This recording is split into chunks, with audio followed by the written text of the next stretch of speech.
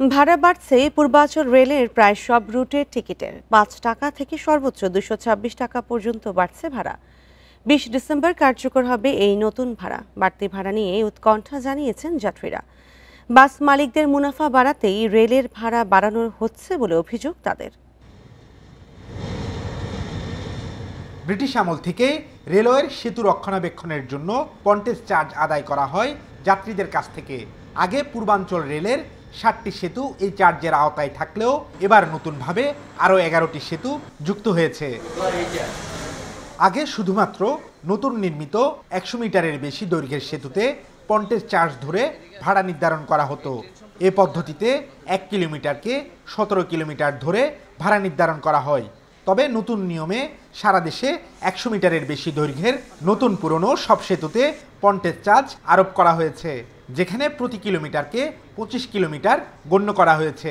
ফলে ঢাকা চট্টগ্রাম দূরত্ব দাঁড়িয়েছে ৩৮১ কিলোমিটার। নতুন নির্ধারিত হারে ঢাকা চট্টগ্রাম ও ঢাকা কক্সবাজার রুটে ভাড়া বেড়েছে সর্বনিম্ন ১৫ টাকা থেকে সর্বোচ্চ ২২৬ টাকা পর্যন্ত।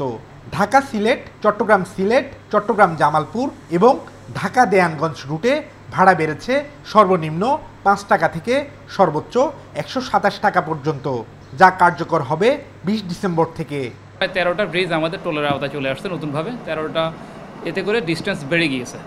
প্রায় আপনার আগে ছিল ৩৪৬ কিলোমিটার কমার্শিয়াল ডিস্টেন্স, এখন সেটা ৩৮১ কিলোমিটার। যাত্রীদের কিছুটা সাময়িক চাপ হতে পারে, তবে আমরা দীর্ঘদিন ভাড়া বাড়েনি।